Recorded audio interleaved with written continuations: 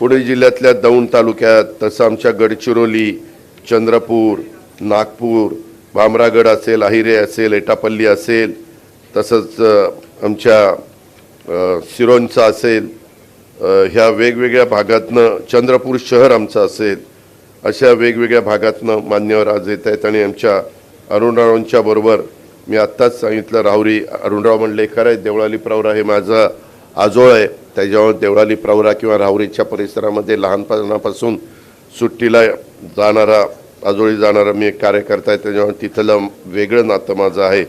त्यामुळं तिथले पण अनेक राहुरीचे माझे सहकारी अरुणरावांच्या नेतृत्वाखाली राष्ट्रवादी काँग्रेस पक्षामध्ये तुम्ही प्रवेश करताय. धर्मराव बाबा अत्रावांच्या नेतृत्वाखाली गडचिरोली त्या सगळ्या भागातले लोक प्रवेश करतायत. आणि बाकीचे पुढं हिंगोली, परभणी, मुंबई, शहापूरचे पण आहेत, पण ते पुढं आहेत. आधी आपण आपला कार्यक्रम पक्षप्रवेशाचा संपूया. आत्ताच अरुणरावांनी पण सांगितलंय, धर्मराव बाबा अत्रावांनी पण सांगितलं. माझी तुम्हाला विनंती आहे, सध्या पक्षप्रवेश होत असताना सभासद नोंदणीचं पण पक्षाचं काम जोरात चाललेलं आहे. आपल्याला त्याला पण आता माझ्या माहितीप्रमाणे आमचं अधिवेशन साधारण 18 का 19 तारखेपर्यंत आहे. हा आठवडा, पुढचा आठवडा आणि त्याचा पुढचा आठवडा, 3 आठवडे. शुक्रवारी पुढच्या आठवड्यामध्ये त्याच्या पुढच्या आठवड्यात संपणार आहे. आणि तटकरे साहेबांनी पण प्रांताध्यक्ष म्हणून त्यांनी पण दौरा आखलेला आहे. ते जळगाव आणि इतर भागामध्ये दौऱ्यावर जाणार आहेत. त्यांचं अधिवेशन, माझं अधिवेशन संपल्यावर लोकसभेचं अधिवेशन सुरू होणार आहे. त्याच्या आधी ते काही भागाचा दौरा करतात. मी मात्र आपलं अधिवेशन संपल्यानंतर थेट माझं अधिवेशन हे डिसेंबरमध्ये, त्याच्यावर साधारण मंगळवार बुधवार मंत्रालयातलं काम असतं, वित्तमंत्री म्हणून, नियोजन मंत्री म्हणून, एक्साईज मिनिस्टर म्हणून. त्या कामाच्या पुरतं मी मुंबईमध्ये राहील. आणि जास्तीत जास्त मला 4 दिवस तरी, म्हणजे कदाचित मी गुरुवार, शुक्रवार, शनिवार, रविवार, सोमवार तरी देईल, किंवा असे 4 दिवस ओळीनं देणार आहे. गुरुवार, शुक्रवार, शनिवार, रविवार 4 दिवस पक्षाला मी आत्ताच सांगतो पदाधिकाऱ्यांना की तशा पद्धतीचे दौरे आखावेत. सुरुवातीला ह्या 4 दिवसामध्ये आपलं नंदुरबार, धुळे, जळगाव, श्याम सनेर आणि सगळे बाकीचे मान्यवर धुळे जिल्ह्यातले आलेले आहेत. त्यांना पण मी सांगितलेलं, काल पण ती मंडळी भेटली होती. तर तिकडचा दौरा एक दिवसाचा घ्यायचा जळगाव, आणि 4था दिवस नगरला, अहिल्यानगरला द्यायचा, अहिल्यादेवी नगरला. अशा पद्धतीनं हे संपल्या ह्याच महिन्यामध्ये शेवटच्या आठवड्यात नवीन जुलैमध्ये मी तिकडच्या त्या उत्तर महाराष्ट्राचे 4 हे करील. 5वा दिवस देता आला तर तोही देऊन तिकडचा पूर्णपणे नाशिक पण जर कव्हर केलं, किंवा नाशिकला नंतर जाऊ बघू, पण त्या पद्धतीनं आपण काम करणार आहोत. आपल्याला सगळ्यांना शेतकऱ्यांचे प्रश्न, यंदा पाऊस काळ बरा झालेला आहे, काही ठिकाणी नुकसान पण झालेलं आहे, विशेषतः माझ्या विदर्भातल्या काही भागामध्ये किंवा इतर पण महाराष्ट्रातल्या काही भागामध्ये अतिवृष्टी झाल्यामुळं त्याची जबरदस्त किंमत माझ्या बळीराजाला मोजावी लागलेली आहे. पण त्याच्यातून परत बळीराजाला कसं उभा करता येईल याबद्दलचा मनापासूनचा प्रयत्न आम्हा लोकांचा सगळ्यांचा चाललेला आहे. तशा प्रकारच्या सूचना ह्या अधिकारी वर्गाला दिलेल्या आहेत, पंचनामे करायला सांगितलेले आहेत. आणि त्यामध्ये दुबार पेरणीचं संकट काही ठिकाणी अजिबात नाही आहे, अतिशय चांगल्या पद्धतीनं तिथं पाऊस पडला आहे. काही भागात मात्र दुबार पेरणीचं संकट महाराष्ट्राच्या आहे, ही वस्तुस्थिती आहे. मी पण एक शेतकरी असल्यामुळे मला शेतकऱ्याचे प्रश्न बारकाईनं माहिती आहे. आज जरी मी उपमुख्यमंत्री म्हणून तुमच्यासमोर बोलत असलो तरी माझी स्वतःची बारामतीला शेती आहे, आणि मी ती शेती जरी इथं असलो तरी ज्यावेळेस बारामतीला जातो त्यावेळेस ते बघत असतो. त्याच्यामुळं माझी सुरुवात शेतकरी म्हणूनच झालेली असल्यामुळं पोल्ट्रीचा व्यवसाय असेल, दुधाचा व्यवसाय असेल, हे सगळे व्यवसाय मी स्वतः केलेले असल्यामुळं, मी स्वतः त्या व्यवसायामध्ये फार बारकाईनं अभ्यास केलेला असल्यामुळं ह्या प्रश्नाची जाण मला आहे. आमच्याकडं हॉर्टिकल्चर मोठ्या प्रमाणावर असतं, त्याचबरोबर आमच्याकडे ऊस असतो, परंतु बाकीच्या भागामध्ये सोयाबीन, कापूस असा भाग देखील आपला मोठ्या प्रमाणावर आहे. आम्ही आता AIचा वापर करतोय, आर्टिफिशियल इंटेलिजन्स म्हणून, त्याच्यामध्ये पण आम्ही लक्ष घातलेलं आहे. यंदा मी 500 कोटी रुपये राज्य सरकारच्या कृषी विभागाच्या तर्फे ठेवलेले आहेत. माझं मुख्यमंत्री महोदयांशी तसंच उपमुख्यमंत्री एकनाथरावांशी चर्चा झाली, आपले कृषी मंत्री माणिकराव कोकाटेंशी चर्चा झाली. हे पैसे जर उद्याच्याला कमी पडले तर डिसेंबरच्या अधिवेशनामध्ये पुन्हा पुरवणी मागण्यामध्ये आणखीन AIच्या करता त्याला कृत्रिम बुद्धिमत्ता मराठीमध्ये म्हटलं जातं, त्याकरता आपण निधी पैसे ठेवणार आहे, जेणेकरून माझ्या शेतकऱ्याला कुठं काही नवीन अत्याधुनिक पद्धतीनं शेती करत असताना पाण्याची बचत कशी करायची, खताची बचत कशी करायची, त्याच्यातनं आपण उत्पन्न कसं वाढवायचं, पण हे करताना त्यांच्याकडे ठिबक असलं पाहिजे. आता ठिबकच्या बाबतीमध्ये देखील मध्ये मी केंद्रीय कृषी मंत्री शिवराज चव्हाण साहेबांशी बोललेलो आहे. त्यांना म्हणलं आमच्या महाराष्ट्राच्या शेतकऱ्यांचे काही मोठ्या प्रमाणावर केलेल्या ठिबकच्या पैसे केंद्राकडनं येणं बाकी आहे, तर ते म्हणले की मी त्याच्यामध्ये मार्ग काढून देतो. आपलं अधिवेशन संपल्यावर केंद्राचं अधिवेशन सुरू होईल, त्यावेळेस एखाद्या दिवशी सगळे मंत्री तिथं आपल्याला मिळू शकतात. त्याच्यावर एखाद्या दिवशी दिल्लीला जाऊन देखील मी आधी माणिकराव कोकाटे यांना पाठवीन, परंतु तिकडनं काम झालं तर ठीकच आहे, पण काही अडचण आली तर नंतर मी पण जाईल आणि कृषी मंत्र्यांना भेटेल. कारण आपले जास्त प्रश्न हे देशाच्या कृषी मंत्र्यांच्याकडेच असतात, तसंच देशाचे सहकार मंत्री अमित शाह साहेबांच्याकडेच असतात. आपण सगळे सहकारात शेतकरी म्हणून काम करणारे लोक आहेत. त्याच्यावर तुमचा माझा संबंध एक तर पणनशी मार्केट कमिटीमुळे येतो, जिल्हा परिषद, पंचायत समिती, नगरपंचायत, महानगरपालिका, नगरपालिका ह्याच्याशी आपला एक जास्त संबंध येतो, आणि सहकारी साखर कारखाने किंवा सहकारी सगळ्या प्रकारच्या संस्था अशा प्रकारे ह्या संस्थांशी येतो. आणि ॲग्रिकल्चर ह्या पद्धतीनं त्याच्यात ॲग्रिकल्चर सहकार आपल्याच राष्ट्रवादी काँग्रेस पक्षाकडे बाबासाहेब पाटील असतील किंवा माणिकराव कोकाटे असतील ह्यांच्याकडे ते विभाग आहेत. तिथली कुठली अडचण आपण येऊ देणार नाही, पण आपल्यामध्ये सातत्य टिकलं पाहिजे. आपण सतत एक लोकांच्यामध्ये राहिलं पाहिजे, लोकांना भेटलं पाहिजे. नुसतं पक्षप्रवेश करून चालणार नाही. पक्षप्रवेश केल्यानंतर आता तुमचा आज आम्ही स्वागत तर करतोयच, तुम्ही एक चांगल्या प्रकारचा निर्णय ह्या सगळ्या मान्यवरांच्या नेतृत्वाखाली घेताय आणि राष्ट्रवादीमध्ये प्रवेश करताय. तुम्हाला निश्चितपणे तिथं मान सन्मान ठेवण्याचं काम केलं जाईल. तिथं तुम्हाला येणाऱ्या अडीअडचणी सोडवण्याचं काम आम्ही त्या बाबतीमध्ये करू. त्याचबरोबर इथं मला जिल्हाध्यक्षांना पण सूचना द्यायची आहे. मग ते गडचिरोलीचे असतील, हा तर इथं स्वतः वासेकर आहेच, परत रवींद्र, पण बाकीचे पण माझे चंद्रपूरचे असतील, गडचिरोलीचे असतील, अहिल्यानगरचे असतील. अहिल्यानगरला आपण 2 केलेत, मोठा जिल्हा असल्यामुळं साऊथ अहिल्यानगर आणि नॉर्थ अहिल्यानगर, दक्षिण आणि उत्तर. तसंच आपलं त्याच्यामध्ये पुणे जिल्ह्याचे असतील जिल्हाध्यक्ष, अशा सगळ्या जिल्हाध्यक्षांना मला सांगायचं की त्यांनी पण ह्या सगळ्यांच्या वरचेवर बैठका घेणं, जिल्हा कार्यकारिणी करणं, तालुका कार्यकारिणी करणं, त्याच्याबद्दलच्या बैठका घेणं. काही ठिकाणी लोक कार्यकर्ते तक्रार करतात की दादा आमच्या बैठका होत नाही. त्याचाही आढावा शिवाजीराव गर्जे, तुमच्यावर ताण जास्त आहे ह्याची मला जाणीव आहे, परंतु त्याच्यातली जबाबदारी किंवा बैठका त्या महिन्यामध्ये कुणाच्या झाल्या, कुणाच्या नाही झाल्या, झाल्या नाही तर का नाही झाल्या, तिथं काय अडचण आली, सतत कार्यकारिणी पण अशा पद्धतीनं भेटली पाहिजे. त्याच्यातनं प्रश्न समजून येतात. जसं आम्ही राष्ट्रवादी काँग्रेस पक्ष महायुतीमध्ये सामील झाल्यापासून दर मंगळवारी मी माझ्या घरी बैठक घेतो सगळे आमदार आणि सगळ्या मंत्र्यांची, आणि त्यामध्ये काही प्रश्न असतील आमदारांचे, काही प्रश्न आमचे पालकमंत्री असतील त्यांच्याकडनं काही फीडबॅक आला तर त्या आपण ऐकून घेतो, किंवा मला आठवड्याभरामध्ये जे काही गोष्टी सांगायच्यात त्या पण त्यांना सांगण्याचं काम मी पण करतो. प्रांताध्यक्ष म्हणून तटकरे करतात, अजून कोण भुजबळ साहेब असतील किंवा इतर मान्यवर असतील, ह्यांना काही सांगायचं असेल तर ते पण त्या ठिकाणी सांगतात.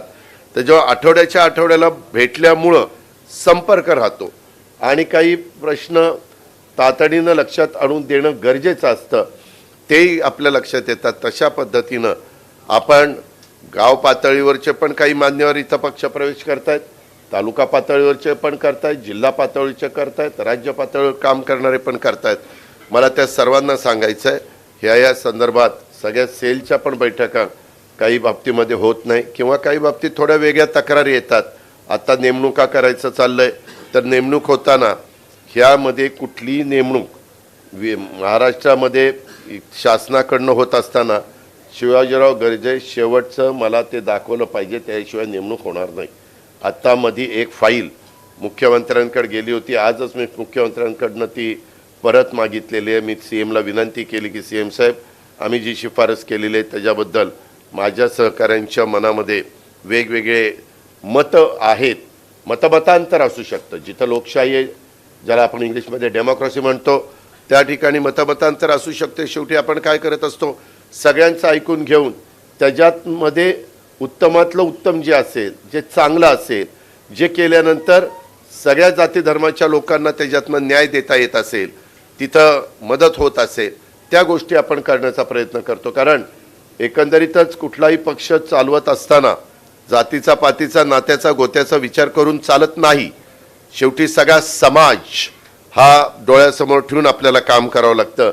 मग तो आपला आदिवासी समाज असेल, मागासवर्गीय असेल, अल्पसंख्याक असेल, भटका असेल किंवा OBC असेल किंवा सर्वसाधारण असेल, ह्या सगळ्या घटकाला बरोबर घेऊन जाण्याचं काम राष्ट्रवादीची स्थापना झाल्यापासून राष्ट्रवादीची तीच भूमिका आहे.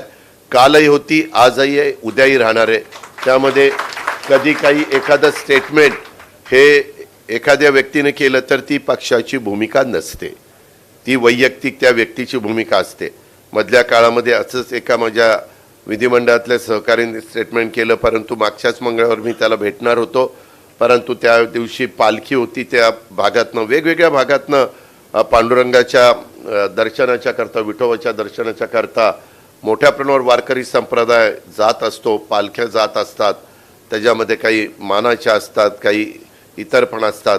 अशा पद्धतीनं हे सगळं जात असताना त्यांना येता आलं नाही. पण आजच सकाळी मी त्या लोकप्रतिनिधीशी बोललो आणि त्याला विचारलं नक्की ह्याच्यामध्ये काय आहे, आणि त्याला व्यवस्थित सांगितलं की ही आपल्या पक्षाची भूमिका नाही आहे. तुझं काय असेल तर तू मला सांगत चल, मी तिथं लक्ष घालीन. पण एकंदरीत आपल्याला सर्वांना बरोबर घेऊन जायचं आहे. हे नुसतं भाषणात नाही, ते कृतीमध्ये पण दिसलं पाहिजे. नाहीतर कारण नसताना त्याच्यातनं समज गैरसमज होतात. लगेचच आपले संबंधित असणारे विरोधक ते त्याच गोष्टी सोशल मीडियाला दाखवण्याचा प्रयत्न करतात. सोशल मीडियाला सतत दाखवून त्याच्यातनं आणखीन पक्षाच्या बद्दल गैरसमज कसे निर्माण होतील तोही प्रयत्न केला जातो. माझी तुम्हाला विनंती आहे, मी तर दर मंगळवारी माझ्या सगळ्या सहकाऱ्यांना सांगत असतो, तुम्हालाही आज सांगेन, आता थोड्या वेळात तुमचा पक्षप्रवेश होणार आहे आणि तुम्ही राष्ट्रवादी काँग्रेस पक्षाचे एक जबाबदार सदस्य म्हणून काम करणारे, एक जबाबदार सहकारी म्हणून काम करणारे. त्यावेळेस कुठेही पक्षाला कमीपणा येईल, तुम्हालाही कुणाला कुठं कमीपणा येईल, अशा पद्धतीचं काम तुमच्याही कुणाच्या हातनं घडता कामा नये. शेवटी त्याची किंमत पक्षाला मोजावी लागते. काही काही भागामध्ये वेगवेगळ्या घटना घडतात. त्या घटना घडल्या तरी त्या घटना यदाकदाचित जर आपल्या पक्षाचा कोणी असला तर म्हणजे पक्षाची भूमिका ती नसते. आपण लगेच त्याच्यावर ॲक्शन त्या बाबतीमध्ये घेतो. कारण जे चुकीचं गोष्ट करतात ती विकृती आहे, ती विकृती आहे, तिचं कुठलाच पक्ष समर्थन करणार नाही. त्याच्यामुळं महाराष्ट्रात अशा ठिकाणी कुठं कुठं काही होतं आणि त्या व्यक्तीने केलं तर मागचा कुठला तरी फोटो काढतात. आता आम्ही काय करतो, आम्ही आता आलो की आज अनेक लोक फोटो काढणार, आम्हाला माहीत नसतं आपण कुणाबरोबर फोटो काढतो आणि काय करतो. पण त्या व्यक्तीने पुढं काहीतरी 2-4 वर्षांनी किंवा 2-4 महिन्यांनी काही केलं, हो का अजित पवारबरोबर त्याचा फोटो. अरे पण माझा फोटो म्हणजे मी त्याच्याशी संबंधित आहे का? नाही फोटो काढावा, काय ताटलं त्याच्या याला फोटो काढून देत नाही. हे याला फारच माज आला आहे. याला उपमुख्यमंत्री पण त्याच्या डोक्यात शिरलंय, फोटोही काढून देणं साधा. अशी पंचायत होती, काढावा तर ती तशी पंचायत. मला RR पाटलांचं आठवतं. RR पाटील गृहमंत्री असताना ते महाराष्ट्रामध्ये अनेक वर्ष गृहमंत्री होते. सगळ्यात जास्त काळ गृहमंत्री राहिलेले RR पाटील. पण त्यांनी त्या बाबतीमध्ये आता ह्या टर्मला बहुतेक देवेंद्र फडणवीस त्यांचं रेकॉर्ड मोडतील, कारण आता देवेंद्र मागही मुख्य गृहमंत्री होते ना आताही आहेत. पण RR पाटलांच्या बरोबर पण अनेक लोक फोटो काढायचे. कधी कधी काही चुकीच्या प्रवृत्तीचे लोक मुद्दामून गृहमंत्र्यांच्या बरोबर किंवा महत्त्वाच्या लोकांच्या बरोबर फोटो काढतात आणि मग दाखवतात पोलिसांना, आमची एकदम खास मैत्री. अरे कशाची खास, आम्ही त्याला ओळखत पण नाही. पण एक शायनिंग मारायचं किंवा एक पोलिसांच्यावर दबाव आणायचा किंवा पोलिसांना एक प्रेशर खाली आणायचं, अशा पद्धतीनं काही करतात. तर ह्या सगळ्या गोष्टीचं गांभीर्य कृपा करून माझ्या महाराष्ट्रातल्या वेगवेगळ्या भागातनं आलेल्या सगळ्या पक्षप्रवेश करत असणाऱ्या बांधवारांनी लक्षामध्ये घ्यावं, अशा प्रकारची माझी विनंती. तोडली का खुर्ची? तोडली. एक तर खुर्चीवर बसायचं, ती तोडायची. मित्रांनो, याच्यातला गमतीचा भाग जाऊ द्या, पण पुन्हा एकदा मी अरुणराव तनपुरेजी, धर्मराव बाबा आत्रामजी, वैशाली वैरधवल ह्या सगळ्या माझ्या सहकाऱ्यांचं आणि ज्यांनी हे प्रयत्न करून हा पक्षप्रवेशाचा कार्यक्रम आयोजित केला त्या सगळ्या मान्यवरांचं मी मनापासून स्वागत करतो. आपलंही सर्वांचं मी मनापासून स्वागत करतो. महिलांना पण राष्ट्रवादी काँग्रेस पक्षामध्ये मान सन्मान प्रतिष्ठा प्राप्त करून देण्याचं काम हे राष्ट्रवादीनंच केलं, कालही केलं, आजही केलं, उद्याही करत राहील. लाडक्या बहिणींच्या बद्दलचं आपल्या गोरगरीब लाडक्या बहिणींना महिन्याला 1,500 रुपये ते फार मोठी रक्कम आहे असा माझा दावा नाही, परंतु काही का होईना घरातल्या महिलेला तिच्या स्वतःच्या करता काही थोडं बहुत छोटं मोठं काम करायचं म्हटलं तरी तिला हक्काचा निधी देण्याचं काम हे देखील आपण करतोय. कालच मी त्याच्याबद्दलचे पैसे जून महिन्यातले म्हणजे त्याच्यावर फाईलवर सही केली, ती गेलेले आहेत. त्याच्यामुळं ते पैसे आज कदाचित त्यांच्या अकाउंटला जातील. आज त्या महिन्याचे पैसे त्या वेळेतच माझ्या लाडक्या बहिणींना कसे मिळतील ह्याबद्दलचा प्रयत्न आमच्या महायुतीच्या सरकारचा, मुख्यमंत्र्यांचा, दोन्ही उपमुख्यमंत्र्यांचा, त्या खात्याची मंत्री म्हणून आदिती तटकरे आपली, तिचा, आमच्या सगळ्यांचा राहिलेला आहे. लोक आरोप करतात हे आता काही दिवस चालेल काही दिवस चालेल, असं नाही. आपण तोही महत्त्वाचा निर्णय घेतला आहे. थोडंसं आपल्यावर त्याचा जबाबदारी वाढलेली आहे आर्थिक बाबतीतली. तसंच आपल्या शेतकऱ्यांना पण 3, 5, 7.5 हॉर्सपॉवरचं आपण मोफत वीज देतो, ते पण पैसे राज्य सरकारकडनं महावितरणला द्यावे लागतात. आपल्या राज्यातल्या महिलांना, आपल्या राज्यातल्या शेतकऱ्याला, आपल्या राज्यातल्या वेगवेगळ्या घटकाच्या मुलांना मुलींना शिक्षणाच्या करता अशा अनेक बाबी राज्य सरकार करत आहे. त्याच्यामध्ये महाज्योती असेल, त्याच्यामध्ये सारथी असेल, त्याच्यात बार्टी असेल, त्याच्यात आरटी असेल, त्याच्यात मार्टी असेल, अशा अनेक वेगवेगळ्या संस्था आपण काढलेल्या आहेत.